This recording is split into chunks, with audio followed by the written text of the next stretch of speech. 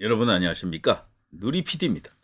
자, 윤석열 대통령에게 결정적 영향력을 행사할 수 있는 사람 혹은 조직, 기관이라고 하면요.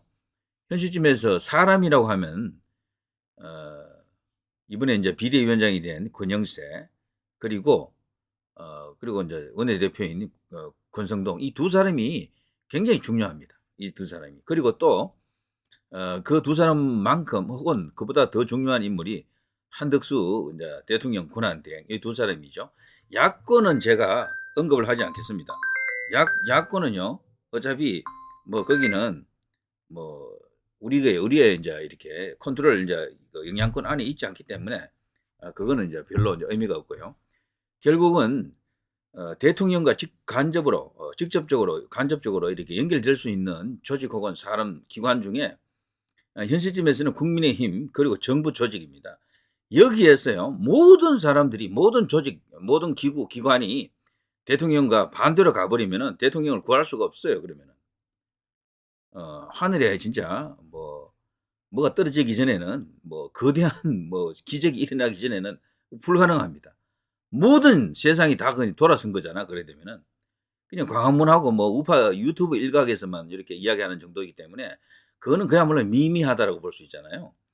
때문에 이 상황에서는 정말 한덕수 총리 그리고 국민의힘 새로운 지도부가 된 이제 쌍권총이 됐네요. 이제 권영세 그리고 또 권성동 이 두 사람이 결정적인 순간에 이 배신했다라는 표현은 저는 잘 쓰지 않는데요. 이제 이 딴짓하면 안 돼요. 이 두 사람이 이제 모든 키를 쥐고 있다 해도 과언이 아닙니다. 지금 보면요. 한덕수 총리에게 저들이 지금 드디어 마각을 드러내고 있죠. 이거는 달리 말하면은 한덕수 총리가 중요한 결정적 키를 쥐고 있다는 이야기입니다. 그렇지 않고는 이럴 수가 없는 거죠. 그래서 탄핵 얼음장을 계속 놓고 있죠. 박찬대, 한덕수 탄핵 절차 개시한다.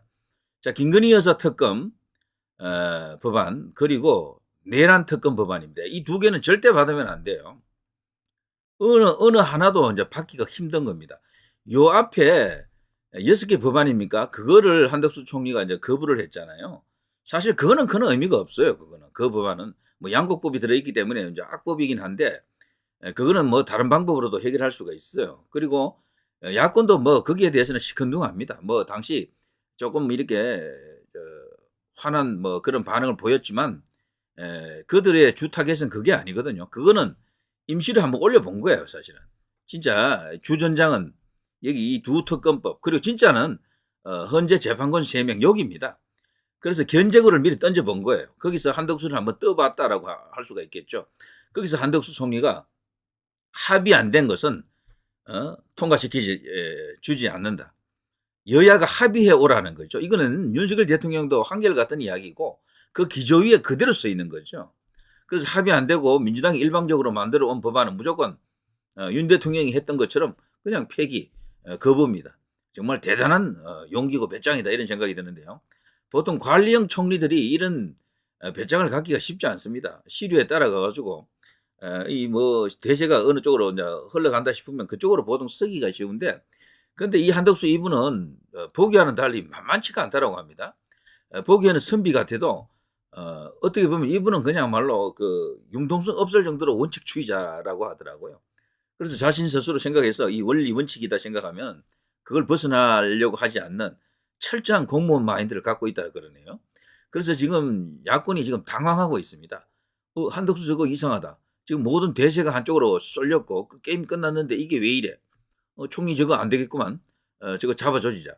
그래서 지금 나왔던 이야기가 총리 자체에 대한 무력화. 그래서 탄핵을 하겠다. 한덕수 총리를 탄핵해버리면 여기 지금 몇 석이 필요하냐를 놓고 또 논란이 있죠. 보통 총리 탄핵은요. 과반이면 됩니다. 151석이면 되거든요. 근데 지금 총리가 아니잖아요. 대통령 권한 대행이지 않습니까? 몇 석이 필요하냐. 대통령처럼 3분의 2인 200석이 필요하다. 이런 이야기가 어느 정도 설득력을 얻기 때문에 그것도 지금 만만치가 않아요. 쉽지 않습니다. 대통령 탄핵은 성공했을지 몰라도 이들이 한덕수 총리 탄핵은 쉽지 않은 게 국민의힘에서 한덕수 총리를 탄핵할 명분이 없어요. 그래서 108석이 똘똘 뭉칠 가능성이 크다는 거죠. 그래서 민주당이 지금 꽉꽉합해진 거지. 그래서 이들은 주장이 200석이 아니고 151석이면 된다라고 이제 이걸 이제 들고 나올 겁니다. 지금 벌써 그런 소리가 나오고 있더라고요. 자, 이것을 갖고 또 해석을 누가 하느냐? 헌법재판소가 하겠죠. 헌법재판소가. 그래, 헌재라는 곳이 평소에는 우리와는 그렇게 자주 이렇게 뭐 관련되는 그런 사안이 아닌데도 중요한 역사의 물고기를 트는 그 중요한 결정은 거기서 하는 거죠. 그래서 최고 법원인 겁니다. 헌법재판소가. 대법원하고 동격인데 어떻게 보면 대법원보다 더 높다고 할 수도 있죠. 자, 민주당 오늘이 시한이다. 내란 대행 한덕수 탄핵 절차 바로 개시한다. 진짜로 이들은 얼음장만 놓고 있지 않습니다. 진짜로 탄핵을 할 가능성도 커요. 그렇지만 제가 볼 때는 탄핵은 부결될 가능성이 큽니다. 200석은 못 뽑을 것 같아요. 정말 151석 넘겨놓고 뭐 180석 정도 만들어 놓고 이걸 갖고 우기지 않을까 싶은데 이럴 경우에는 뭐 자연스럽게 위원 뭐 놓고 뭐 이렇게 논쟁이 또 붙겠죠. 자, 뭐 이런 이야기들입니다. 지금 민주당이 또 꼼수 중에는요, 이게 있죠.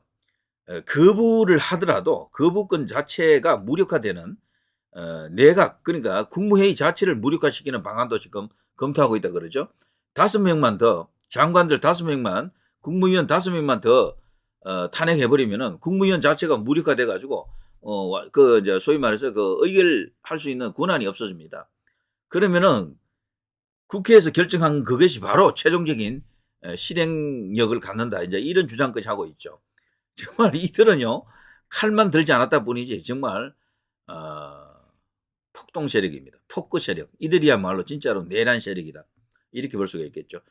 자, 지금 야당은요, 쌍특검을 앞세워가서 한덕수 총리를 지금 때리고 지금 코너로 몰고 있는데요. 근데 이것도 말이죠. 잘 생각해야 되는 것이 제가 볼 때는 이들의 진짜 노림수는 이것도 아닙니다. 사실은. 이것도 아니에요. 이것도 사실은 문제는 문제죠. 그런데 대통령이 탄핵되기 전이라면 이런 것이 훨씬 더 문제가 될 수가 있지만 지금은 대통령이 탄핵 소추가 되어버렸잖아요. 진짜 중요한 것은 헌법재판관 3명 임명하는 거. 이게 제일 중요해요. 이게. 한덕수 총리가 이것까지는 막아내고 탄핵 당했습니다. 뭐 아니면 뭐 이거 하기 전에 탄핵 당할 수도 있고요. 근데 이들이 진짜 노림수는 바로 청문회에 지금 들어가고 있는 헌법재판관 3인 이들이 과연 대통령 그 탄핵 재판에 그 구명 TO에 들어가느냐 들어가지 않느냐 이겁니다. 이걸 결정할 수 있는 자격을 갖춘 사람은 또 한 명밖에 없잖아요. 헌법 재판관을 임명할 수 있는 권한은 대통령밖에 없는데 그 대통령 권한을 대행하는 사람은 한덕수이거나 한덕수가 만일에 탄핵 당하게 되면은 그 다음 서열이 누굽니까? 기획재정부 장관이거든요. 기획재정부 장관. 이제 그거를 또 이렇게 생각할 수가 있습니다. 자, 그래서 복잡한 계산이 지금 들어서는데요. 민주당이 지금 주판을 튕기고 있는 거죠. 이들에게는요, 김건희 여사 특검이라든가 내란 특검도 대통령 탄핵시켜버리면 그건 아무 의미가 없어요, 사실은. 대통령 탄핵을 완성시켜버리면은 그 헌법재판소에서 인용해버리면은 모든 건 자기 뜻대로 다 할 수가 있어요. 법도 뭐 탄핵도 뭐 모든 건 그래서 그 앞에 거는 사실 크게 안 중요해요. 사실 어떻게 보면은 진짜는 세 번째 카드입니다. 첫 번째는 6개 법을 던져봤고 한덕수 총리가 과감하게 그냥 뭐 거부권 행사했고요. 자, 두 번째는 김건희 여사 특검법 그리고 내란 특검법이죠. 이것도 무시무시한 거죠, 사실은. 근데 이것도 사실은 그 세 번째에 비하면 약한 겁니다, 이것도. 그래서 한덕수 총리가 과연 어디까지 갈는지를 이제 봐야 되는데 지금까지 봐서는요, 한덕수 총리가 참 대단하네. 배짱도 있네요. 이분이 이런 식이면요, 정말 우파에서 스타로 뜨겠는데요. 특검 이러면 위험이다. 위헌이다. 당신들이 이렇게 하면 말이지 위헌이다. 일방적으로 이렇게 특검 갖고 와서 밀어붙이면 여야 합의도 하지 않고 이러면 못 받아준다. 이런 이야기잖아요. 최순실 헌법 소원까지 꺼냈던 한덕수 대행이라고요. 지금 아주 비상한 상황입니다. 자, 여기 있죠. 국무회의에 이른바 쌍특검이라 불리는 내란 일반 특검법과 김건희 특검법을 상정하지 않기로 했다. 누가? 한덕수 대통령 권한대행 국무총리가 이런 결정을 했던 겁니다. 여기에 대해서 지금 민주당도 그렇고요. 요 우원식 국회의장 요새 또 속이 좀 드러났죠. 속셈이 드러났죠. 요것도 지금 큰 꿈을 꾸고 있었다라는 게 드러났죠. 지난번 개헌이 아니고 계엄령을 선포했을 때 그 소식이 알려졌을 때 이 우원식이가 국회의장이라는 작자가 월담을 했죠. 담장을 넘어서 국회로 들어갔었죠. 그런 것 자체가 오바죠, 오바. 그래서 지금 친명에서요 우원식을 은근히 견제를 하더라고요. 이거 상당히 흥미로운 이야기인데 이건 제가 다른 시간에 한번 정리해드리겠습니다. 우원식이 어떻게 보면 친명으로부터 완전히 이제 저격당할 수도 있어요. 자, 이런 관계. 지금 어쨌거나 우원식도 현재 입장은요 민주당에 충실한 개죠. 그들의 생각을 전달하는 국회의장입니다. 중립성이라고는 뭐 전혀 찾아볼 수 없는 그런 상황이죠. 자, 이런 속에서요, 총리실, 특히 이제 한덕수 이제 대통령 권한 대행은 좌우지간 여야 간에 합의가 없는 그런 어떤 일방적인 독주 상태의 어떤 법안이라든가 특검법에 대해서는 절대로 받아들이지 않겠다라고 하는 정말 강골찬 대단한 모습을 보이고 있습니다. 한덕수는 특검법 공포하라. 자, 이재명이가 지금 다급하죠. 한덕수한테 지금 브레이크가 걸린 겁니다. 이거 뭐야? 덜컥하고 걸린 거라. 이 사람들은요, 한덕수가 6개 법안을 이제 거부했을 때, 그때는 뭐 그런 대로, 참을 수가 있었는데, 이거는 못 참겠다, 이런 식이죠. 자, 앞으로 어떤 일이 일어날지는, 자, 오늘 중으로 이들이 진짜로, 내란, 동조, 혐의, 이런 것을 들어서 한덕수 총리를, 어쩌면은 이제 이렇게 탄핵할 수도 있겠습니다. 그런데 이런 것들이 나중에 헌법재판소 가게 되면은 한덕수 총리는 살아날 가능성이 굉장히 많습니다. 어떤 경우든. 대통령과는 좀 다른 위상을 갖고 있고 다른 상황이죠. 자, 어쨌거나 지금 가장 중요한 것은요. 어쨌거나 지금 현 시점에서 이들이 노림수는 무조건 윤 대통령을 탄핵하는 거죠. 한덕수 총리는 그냥 수단이고 그 과정입니다. 그래서 윤석열 대통령을 탄핵하기 위해서 그 인용시키기 위해서 6인 체제로는 어렵다라는 걸 저들도 어느 정도 아마 알고 있을 겁니다. 6대 0을 만들어야 되는데 그게 쉽겠습니까?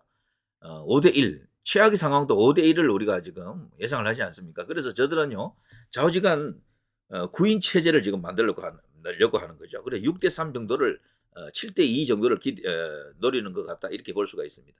자, 그거를 막아야 되는데 한덕수 총리가 지금 하는 걸 봐서는 어쩌면 세 번 다 전부 거부 이렇게 나올 수도 있어요. 보니까 정말 대단한 어떤 소신과 배짱이다 이런 생각이 들고 이런 분이 이번에 자기 모습이 제대로 위기 때 원래 자기 이제 이렇게 본 색깔이라든가 그런 크기가 지금 드러나잖아요. 한덕수 총리가 이번에 이제 그런 모습으로 다가왔다라고 생각합니다. 그래서 지금 소위 보수 농객들 중에서도 한덕수 와 다시 봤다 뭐 이런 식으로 한덕수를 칭송하는 그런 목소리가 자자하던데요.